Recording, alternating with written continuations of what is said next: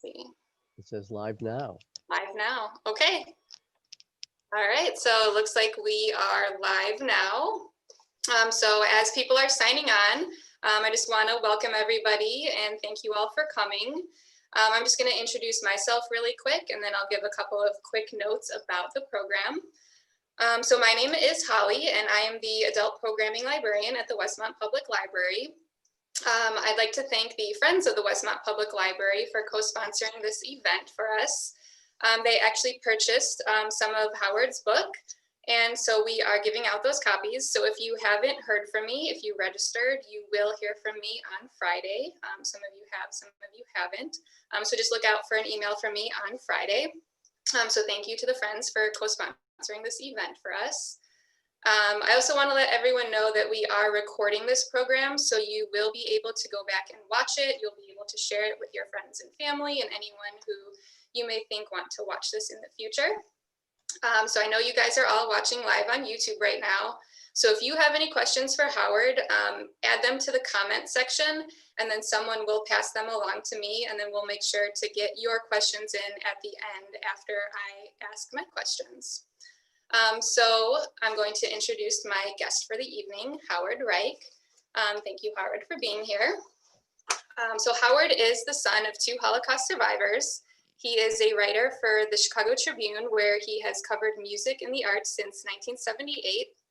He is an Emmy-winning art critic and the winner of the Chicago Journalist of the Year, among many awards and honors. If you look at his website, howardreich.com, you'll see they're all listed there. So he's written and produced 3 documentaries and authored 6 books. And one of those books is The Art of Inventing Hope, Intimate Conversations with Elie Wiesel. And so that is the book that we are going to be talking about tonight. So welcome, Howard, and thank you for joining me tonight. So glad to be here. Thank you for doing this. I am so excited. As we were talking about before, I don't know if anyone knows this, but this has literally been a year in the making. I reached out to Howard a year ago to do a program here at the library in person, which was scheduled for April. Then, of course, we had to cancel it. So here we are in December. We're finally getting it done. So let's go ahead and jump right in. So can you start off just by telling us how you came to meet Elie Wiesel and how this book came about? Well, as you mentioned before this program started, Elie Wiesel is a world-famous, iconic figure. He won the Nobel Peace Prize in 1986.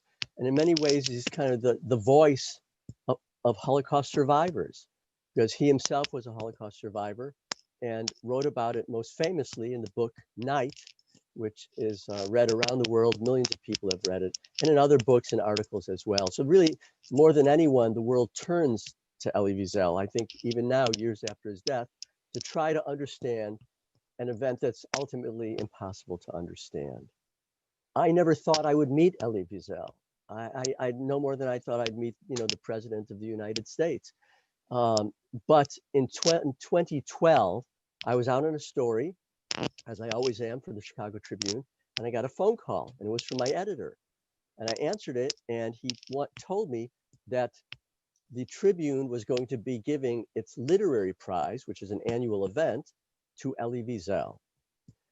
Well, as soon as he said that, I understood the significance of that phone call, or at least part of it, because it meant that the Tribune was giving this award to Elie Wiesel, which meant I was going to be asked to do a story about Elie Wiesel, which would mean an in-person interview with him and a conversation with him on the stage of Orchestra Hall in front of nearly 3,000 people.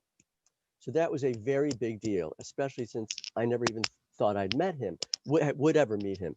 There was only one minor problem at that point in my life. That was 2012. I had never read a word that Elie Wiesel had written, not even Night.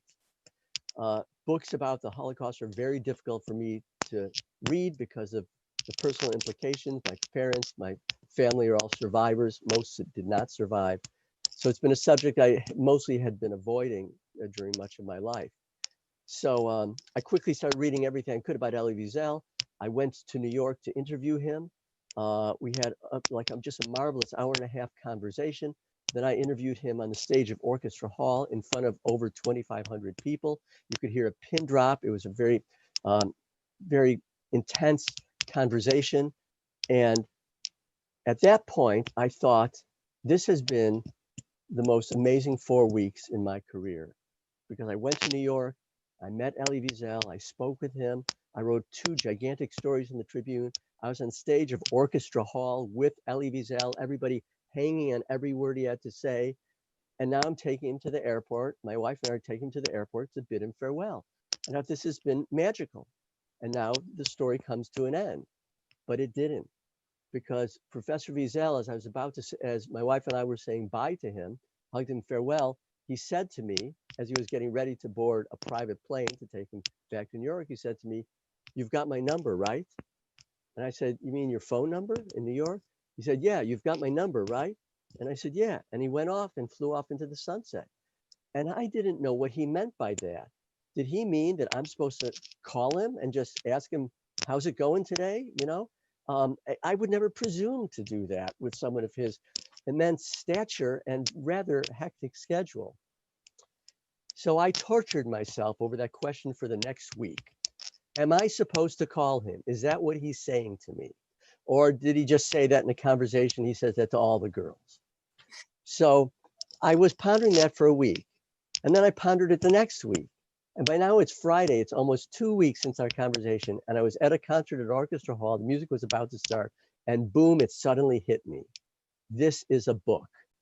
Our conversation, a survivor, a son of survivors, talking about this epic event, is a book. And it shouldn't be contained only in a newspaper article or two. It should be preserved and developed in a book. So I thought, now I'm going to call him.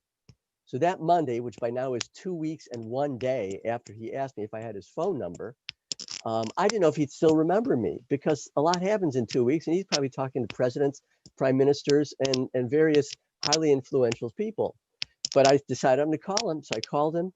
Secretary and the assistants answered the phone. They transferred me over to him. And I didn't know if he'd remember who I was. But when he came on the phone, he didn't even say hello to me. You know what he said? To my complete surprise, he said, "I've told many people about you." I said, whoa, either he remembers who I am or he's thinking about somebody else. And either way is fine for me. So we spoke a little, and I said, "I have an idea. This is the beginnings of a book. Our conversation, which so many people came to hear in Orchestra Hall, we should develop this in a book." He agreed, and thus began the process of me continually traveling to New York and to Florida for 4 years, wherever he was, asking him questions, the questions I never could ask my parents, and recording all the interviews, which became this book, The Art of Inventing Hope. Well, I'm definitely glad you did give him that call. I thoroughly enjoyed the book. I absolutely loved it, and absolutely love Elie Wiesel. I find it really amazing that you fit 4 years into just one book, and it is under 200 pages. So do you think that you still have more to say or more to write when it comes to your time with him? And do you think you'll release any of those tapes that you recorded or anything like that? Yeah, there is more there for sure. I only used in this book what fit the flow of what I was trying to say. The challenge here was, which is a welcome challenge for a journalist, for a writer, for an author. But after 4 years, I realized I had almost too much material. I transcribed all these tapes, and by now I had a mountain of words. And at first I was wondering, can we make a book out of this? 4 years later, I'm wondering, what do I do with this ocean of sentences? And so I spent a lot of time studying the transcripts, breaking them down into themes that we explored in the book: faith, forgiveness, things like that. The second generation, the privilege of telling this, all these different themes. And I wrote the book based on those themes. So there's a lot in these in the transcripts that is not in the book. I haven't yet thought what I will do. I'm asked sometimes, what will you do with the tapes? What will you do with the rest of it? I don't know. I think this book tells the story, and I'm not sure it equals another book. Perhaps at some point, if there's interest, I could publish the complete transcripts. I'll see. But for now, the book is what most cohesively tells the story, and the rest will be a mystery. But along these lines, let me add one coda. You mentioned that Night is less than 200, or that my book is less than 200 pages. Night is only 120 pages. It Yeah. is really brief. Mhm. What most people don't know is that this is not the first version of Night that Elie Wiesel wrote. The first, when he wrote his book in 1955, 10 years after being liberated, that book he wrote, which he called And the World Was Silent, is 800 pages. He distilled it down to 120 pages to become Night. So most of us have not seen the other 680 pages or whatever it is of Night. So I asked him the same question that you just asked me. I said, do you want to publish the rest of this? I think the world would love to see what was left out of Night. Do you want to publish it? He said, no. I said, well, why not? He said, because I know what's in it. I said, yeah, you know what's in it, but I don't know what's in it. But anyway, he was not interested. He felt that he boiled that book down to its essence.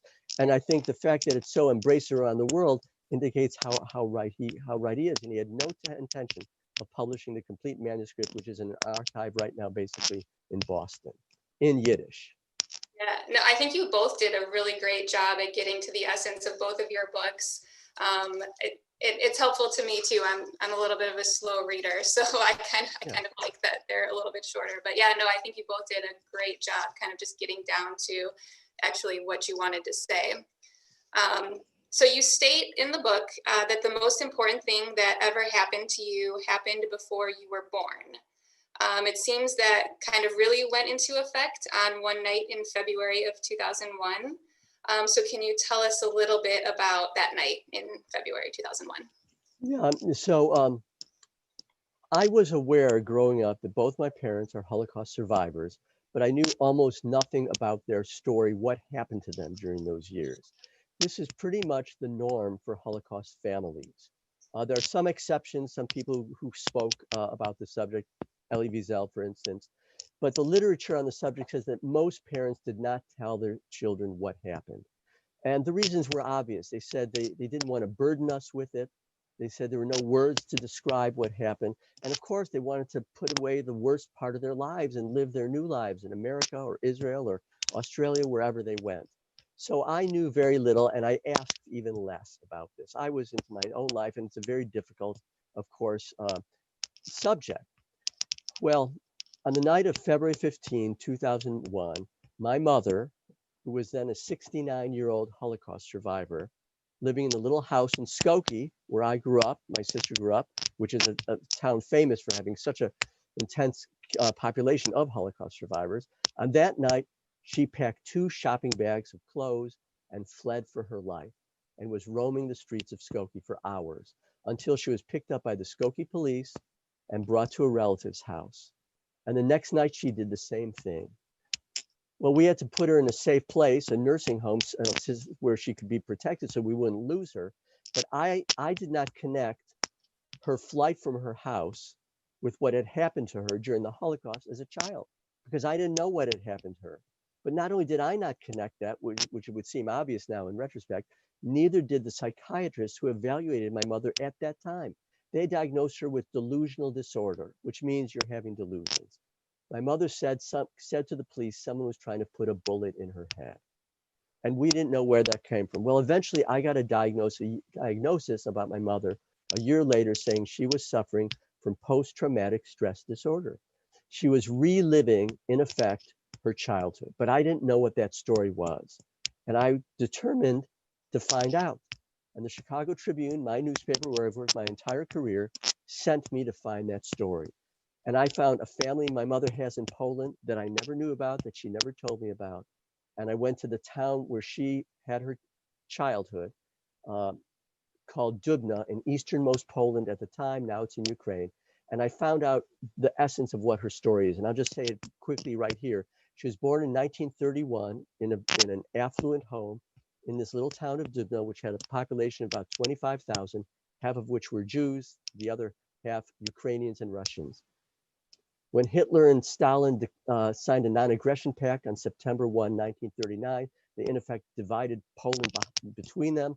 Russia invaded my mother's little town on September 17, 1939, and took over the family's house where my mother lived in and pushed all the family members into the back room. My mother was 8 years old when that first trauma began. 2 years later, the Nazis arrived and execution of the Jews of Dubna began that day. And by the end of the war, of the 12,000 Jews who had lived in Dubna when my mother was there, less than 100 are believed to have survived those mass executions, and my mother is one of them. Everything I just told you now quickly, I did not know at all growing up. It took me a year to put this story together, with my mother not telling me, but by finding documents, doing interviews.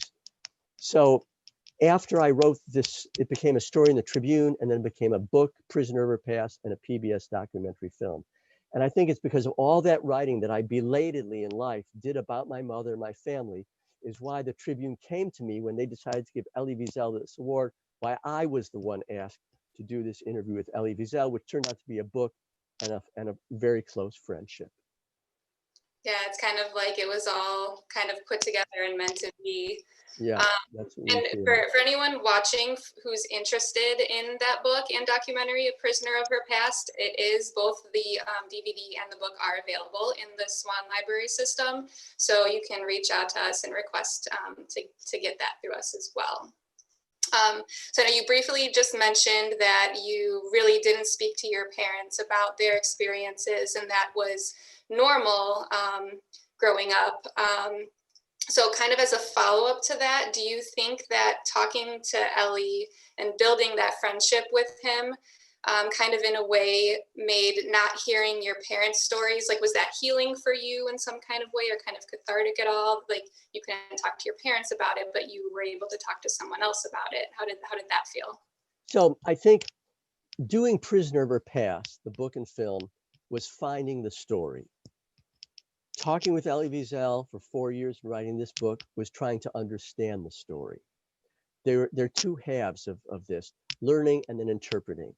And so I personally don't find that this was cathartic or healing in any way. The story is still there. All the anguish of my family is still there, but it was illuminating. It's like this, the saying, sadder but wiser. I know more now. I know more about not only my family, but about who I am. And the whole process had forced me to reinterpret what it was like growing up in my family's house. I have no memory of my mother, for instance, sleeping in a bed. I bet most people can picture their mother sleeping in a bed. I don't. When I would wake up in the middle of the night to go to the bathroom, my mother would be sitting on the living room floor of the darkened room looking out the window. And in fact, I think keeping a kind of vigil as she must have done when she was a child in flight. So no one in our house, we were not allowed to take showers. I didn't know why that was. I came to understand what showers must have signified to two Holocaust survivors. So everything had to be reinterpreted through what I learned. But it was a great relief to ask these questions to Elie Wiesel. You can ask someone who is not your parent a question in a way that you can't really ask your parent, or at least I couldn't.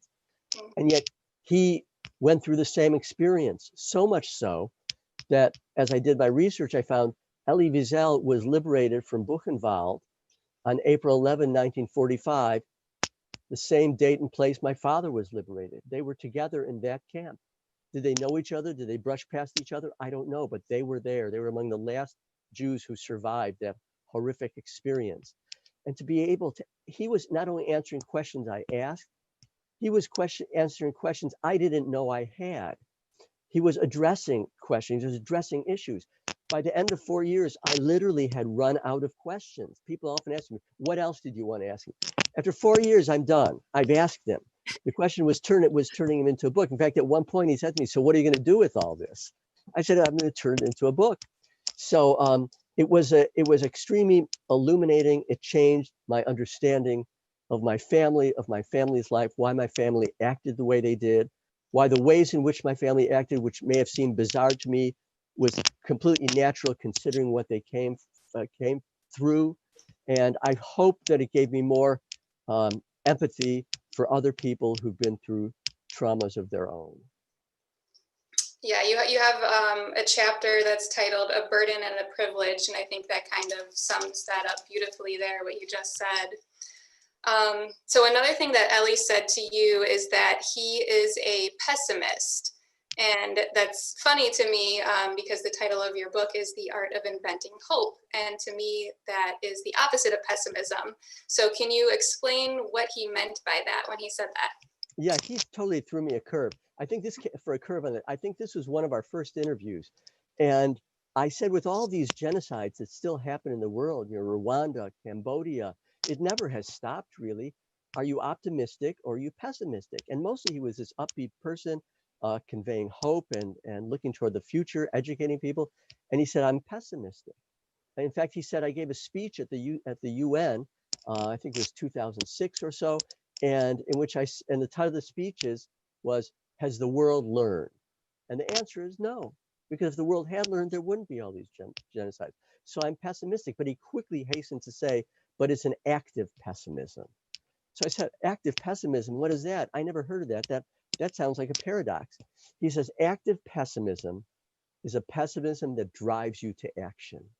So even though everything you're doing is not working, even though you're failing, it encourages you and urges you to work harder. You must try even harder, rather than just say, oh, forget it, I failed, I give up. No. He said, we have to keep working, if only to say that we are. He said, sometimes I feel that all I do is protest, but I have to do it. And so, although he said it was active pessimism, I still maintain that he was one of the most optimistic people that I've known. And it was apparent not only in all the things that he said to me that are quoted in the book, his philosophical thoughts, but then in his manner. He laughed, we were joking around. It was fun hanging with Elie Wiesel. It wasn't like, 4 hours a day of angst and depression. We talked about music, we talked about politics. I told him stories. I mean, we just had a great time. And when the tape recorder was off, it was just very casual. We were just sitting by the pool talking. Those 4 years are just a magical privilege in my life. But I maintain, is an optimistic person, even though he calls it active pessimism. Yeah, I really like how in the book, almost everything you ask him or everything you say, you think he's going to say one thing, and then he just throws you a curveball and says something completely different that you never would have even thought of. You're so right, because sometimes people ask me, what would Elie Wiesel say about this? Or what would he say about that? I said, I'm not answering that, because anything I asked him, I got a different answer than I expected. Anything I said, he disagreed with. For instance, I would bring in my data. I said, the studies show this and studies show that, and second generation survivors act this way. He said, no, it's not necessarily true. Don't generalize, can't be true. I didn't do the data. I mean, he in another way of putting it is, he would answer every question with a question. Every question would raise more questions. It was a very Talmudic way of viewing life. There are no definitive answers for Elie Wiesel. And there are only more questions to ponder. It's a process. We don't arrive at the final nirvana in our lifetime of the answer. Our job is to seek the answer. And that's what he dedicated his life to doing. And so, yes, he constantly surprised me. And that's, of course, part of the delight of talking to him. Yeah. So you may not like my next question for you then. So in 1986, in his Nobel Prize acceptance speech, Elie said, I swore to never be silent whenever human beings endure suffering and humiliation. We must take sides. So I think the answer to my question is kind of in that quote itself, but what do you think Elie would have to say about everything that's going on in the world today and that has gone on since? Well, one aspect of it would be this rise of anti-Semitism, because we all know that's been happening lately. Actually, it's been happening the past several years, at least for the past 8 years, according to studies. We often talk about when these violent anti-Semitic events happen. And he would often say the same thing, which is why I think this question, I can kind of answer what he would say regarding this. He would say, I'm shocked, but not surprised. Shocked, that this kind of venality still exists, but not surprised because it hasn't stopped. He considered anti-Semitism the oldest hatred, the original hatred. So I think we can extrapolate from that. If he feels that way about anti-Semitism, I think he feels that way about racism. I think he feels that way about bigotry. So we can, I think, draw from that. We can't draw specific answers about what he said, but his values were unmistakable. Take sides. As he has often said, silence only happens, silence only helps the perpetrator, never the victim. So, Mhm. and he spent his life speaking out. I think if he were here today, he would be speaking out against the horrible things that are happening in the world, and because he always did. Yeah. Okay, great. I'm glad that it's kind of That's safe as to best give I an can do answer. for you. So you talk about how you didn't learn about the Holocaust in school growing up. And Illinois was actually the first state in 1990 to require schools to teach about the Holocaust. So I read the Diary of Anne Frank in grade school in the 90s, and I actually read Elie Wiesel's Night in high school. So still today, not every state requires that teaching. Do you think that's made a difference in the states that do require it? And what is there still left to do in the states that don't? Yeah, so most states do not require this. I think right now it's something like 19 states out of 50 require this. And it's usually the states with big cities like Chicago, New York, LA, San Francisco. I wish it required. I think it's made a huge difference. In Illinois, not only is this required, which means a whole generation learns early on when it matters most, terrible things that were happening to a people, and to learn that that should not happen to any other people. We have here in Illinois the Illinois Holocaust Memorial Museum and Education Center in Skokie. Tens of thousands of young people go through that every year. Uh, Wiesel always thought that education is the hope, the only hope for humanity, really. And if you don't educate people, they will be none the wiser, and they can be exploited by politicians. And one thing Wiesel said to me was, there are deniers, and there always will be deniers about the Holocaust, and eventually there will be more and more deniers. So he felt writing and speaking was essential. He said, to hear a witness is to become a witness. So he felt by speaking and writing, we are changing the world. And so I only hope that those states will eventually catch up. I do believe eventually they will. But in 1990, Illinois was alone. We were alone out there. So why Illinois? Why this state in the middle of the country?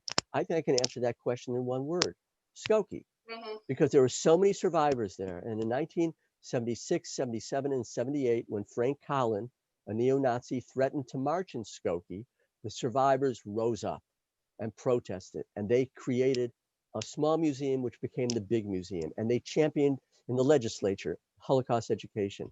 So I think nothing could be more important than educating kids about this subject. And that's why you and I have conversations like this.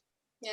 Wasn't that the first Holocaust museum in the country as well, the one in Skokie? I don't know Or- if it was first. It was very small. It was in a dental supply building on Main Okay. Street, about 3 blocks from my house. The big one in Washington opened in 1993, so that was in planning for years. I know that Professor Wiesel considered the one in Washington the first one, the template, but Okay. the one in Skokie predated that by many years, but it was on a very, very small scale. They didn't have a building in those early years, but Skokie definitely was on the forefront. And when the museum opened in Skokie, the big museum in Skokie, the guest of honor was Elie Wiesel, who gave a speech on that date. Yeah. So this kind of goes along with my previous question. So I saw you a year ago speak, almost exactly a year ago. It was December 15th. And so I want to bring this question up just because it was brought up then, and I found it to be very interesting. So almost all of the people in that audience were Jewish, and they were probably 50 to 60 and older. So we know that, those people know, they know everything about it. So how do we make sure that we speak to the importance of the Holocaust to people who aren't Jewish and for the younger generations as well? Well, you're so right. There is a preaching to the choir element of this. I get invited to speak to synagogues all the time, and they're very interested. For them it's kind of a reaffirmation. I'm not telling them much that they don't know, but I'm reaffirming shared values. Um, but I also get invited to speak to colleges and universities across the country, and those events I always go to, because that is my chance to reach out beyond the little circle of of followers, the Jewish community, and to a younger audience. What stuns me about it is how receptive these colleges and these young people are to this story. They ask questions, they're engaged. They don't resist it, they're not bored by it. They are just with me. I can feel the electricity in the air. So one of my goals in these speaking engagements, such as speaking in this session today, is to reach outside of this synagogue circuit. And one of the best ways to do it is colleges and universities. So I don't look for invitations, but whenever I'm invited to these places, that's what I do. Professor Wiesel felt that writing was the most important thing, writing books. And that's, to me, writing is the way. So writing and speaking is how I hope to do it. And whenever I'm invited, I always say yes. Yeah, no, that's great. And I think the younger generations are getting more involved. And I think that's really wonderful. And I wonder if maybe some of those people are the kids who did have Holocaust education growing up. And so they're interested in it and they want to know more. Yeah, if you're not exposed to this at all, it means nothing to you. But if you're exposed to one book like Night, or one movie like The Piano, just open that door. Or even better, get to hear a survivor speak. You will never forget it. And the next time someone speaks, it will ring that bell and you'll remember. Because I'll have one more bit of proof of that. I've been going around the country and other countries speaking about this.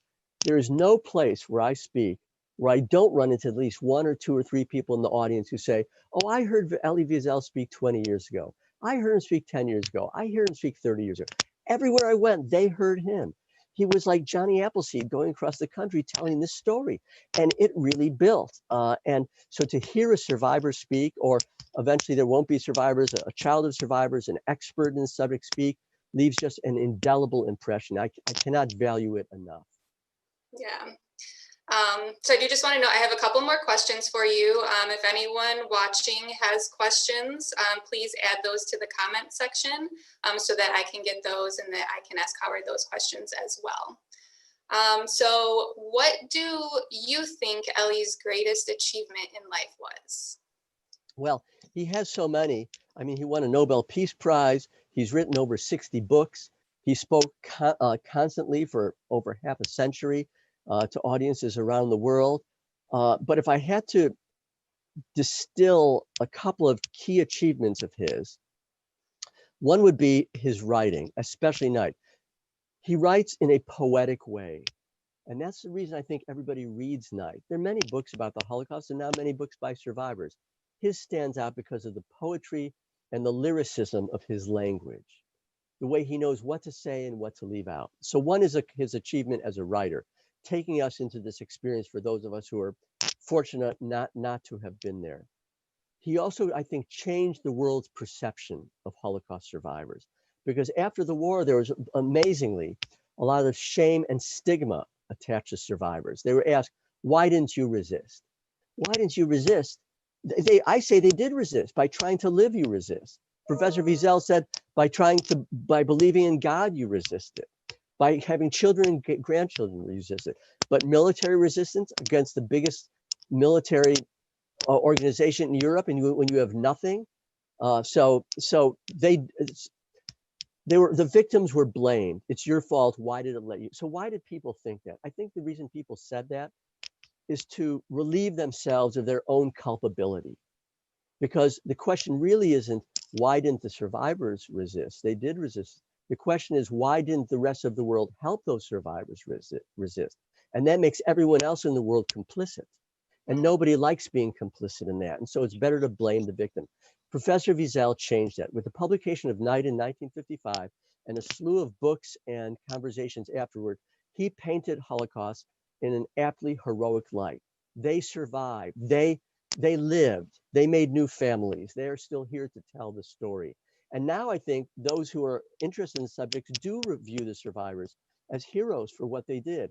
That is another one of his great achievements. And I think the third great achievement of many would be that museum in Washington, D.C., the United States Holocaust Memorial Museum, which millions of people have come through. He was one of the founders of that museum, being asked to do that by then President Jimmy Carter. So his impact on the world, on the subject of the Holocaust, on the subject of ethos, on the subject of valuing humanity, I think is incalculable.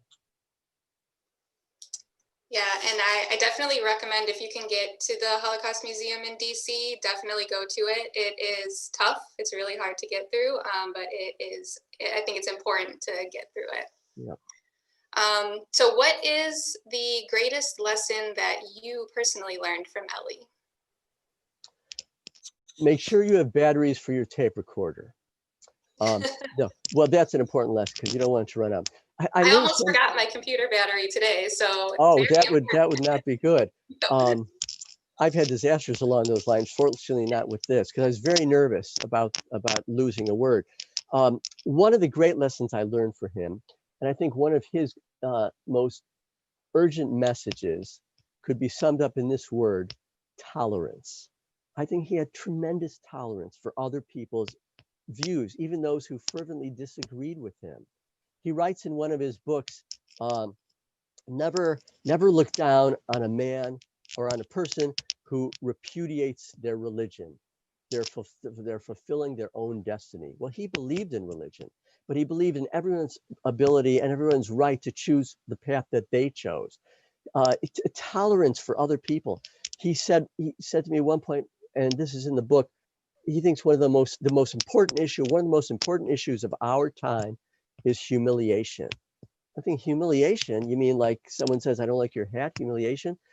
No, he says to him, humiliation is just a profound issue, he said, because it has the word shame in it. He said, we have no right to shame someone else. He says in his writing, he's always makes sure never to humiliate anyone.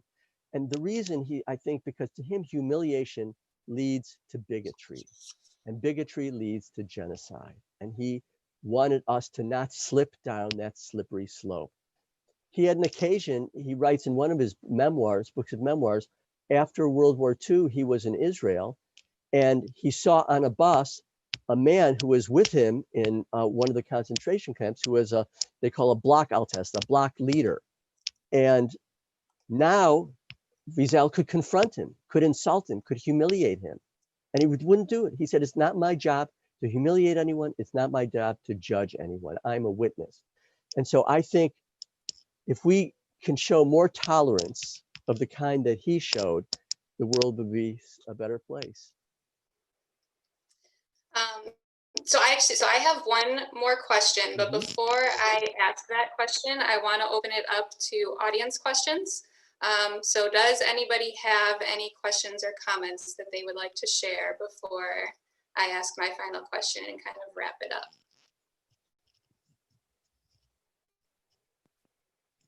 So we've got some comments. Holly, great moderation. Thank you so much. Another comment, amazing survival story of mother, also chilling, sad for most of the 12,000 Jews that didn't make it from her hometown. Would you care to give an update on your mother, Howard? Sure. My mother is now 89 years old. She's been in that nursing home for, almost about 20 years. I have not been able to see my mother because of this pandemic. I used to visit her every other day, but since March, I've not been able to. My mother will not come to the phone because she's too paranoid and terrified that everyone is trying to kill her, which at one point in her life, everyone was trying to kill her. So I've not been able to speak. I spoke to her on the phone once when a nursing home person gave her the phone. She spoke to me for 1 minute, and I saw her on FaceTime once for about a minute. That's it for the whole past 9 months.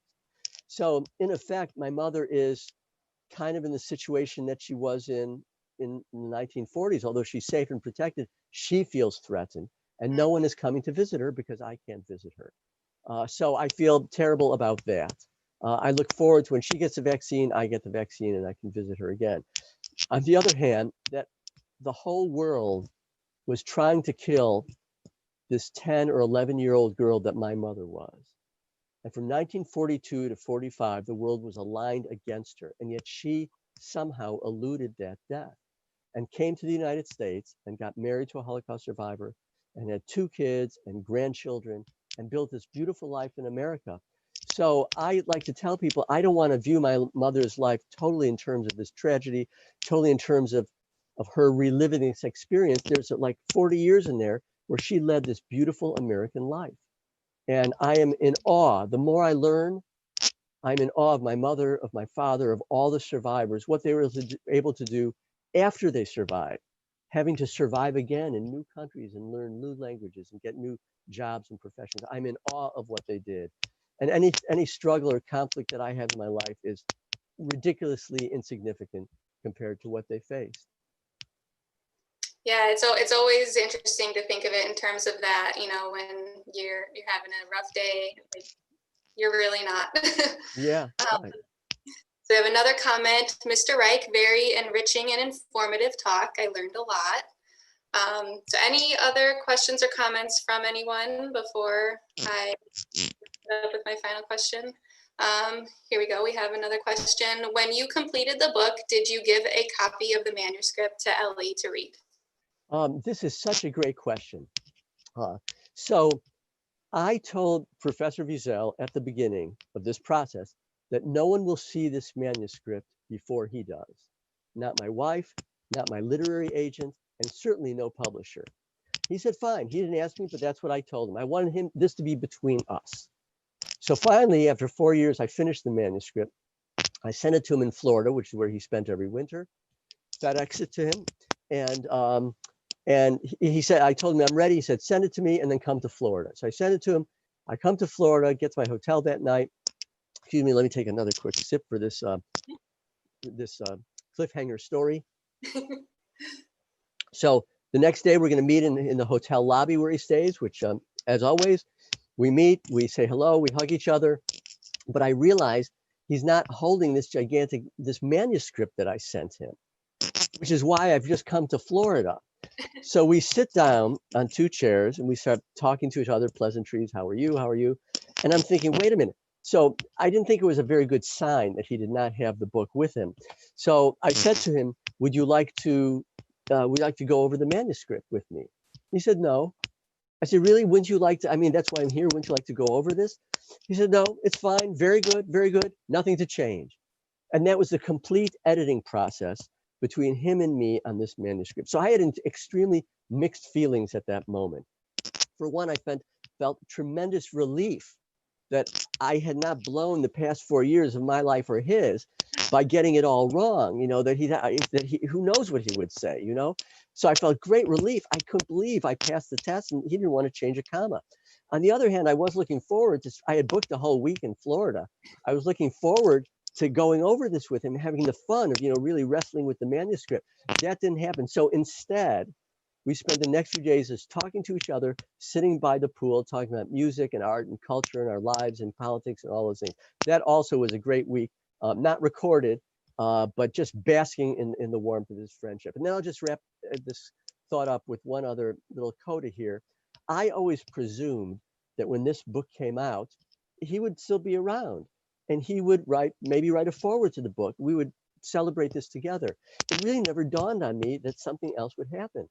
But when he was in July of 2016, I was sitting home and find out the news that he had just died. He was 87 years old. And I was as stunned as everyone. I assumed, I think as the rest of the world, that Professor Wiesel will just go on and on forever, you know? And that was a kind of a self-delusion.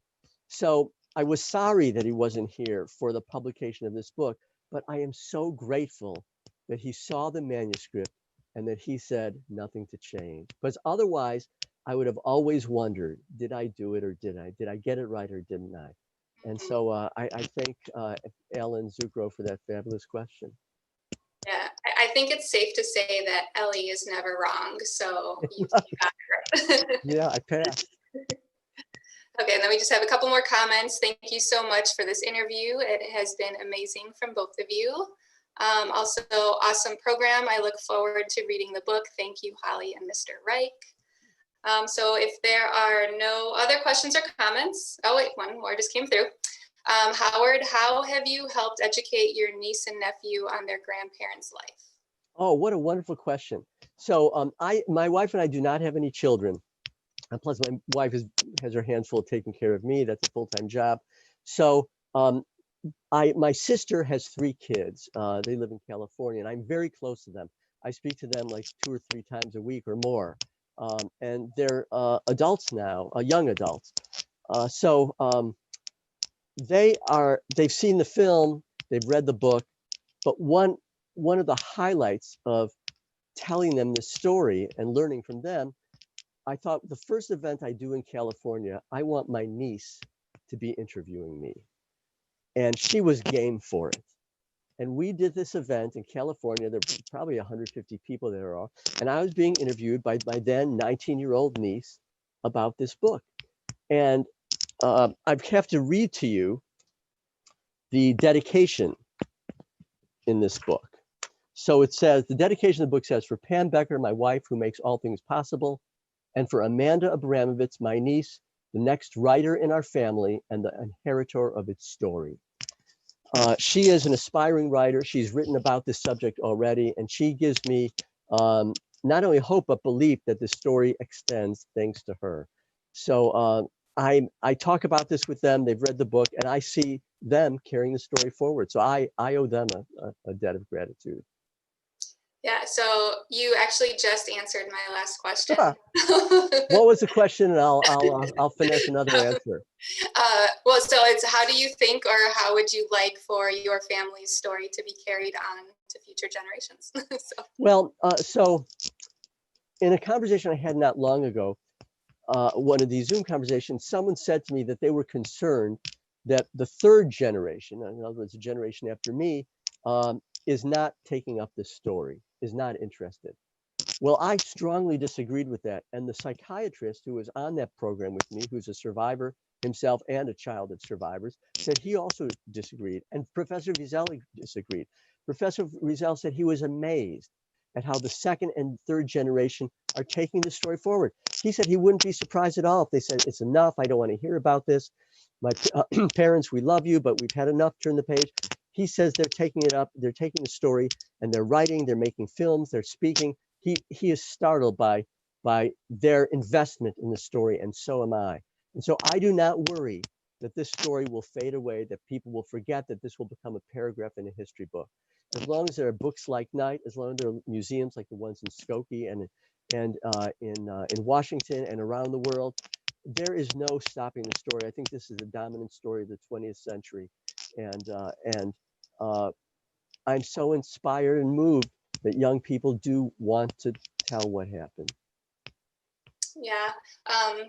So I think that kind of ends on a note of hope, which is what I was hoping for this, which is why that was my last question. So I think that wraps it up. So don't forget, you can check out Howard's book. Here it is again, The Art of Inventing Hope, Intimate Conversations with Elie Wiesel. Like I said, if you did register for the program, you will be hearing from me on Friday about your copy of the book. If you have any questions for me, you can always email me reference@westmontlibrary.org. To learn more about Howard and his life, you can check out his website, howardreich.com. And so I think that really wraps it up for the night. So thank you for tuning in, everybody. And a big thank you to Howard for joining me. We finally got this done. You did it. You are a testament to perseverance. You made it happen. Thank you for these wonderful questions. Yes, of course. So stay safe, everybody. Stay healthy. And I hope you all have a great night. Thank you. Bye. Bye, everyone.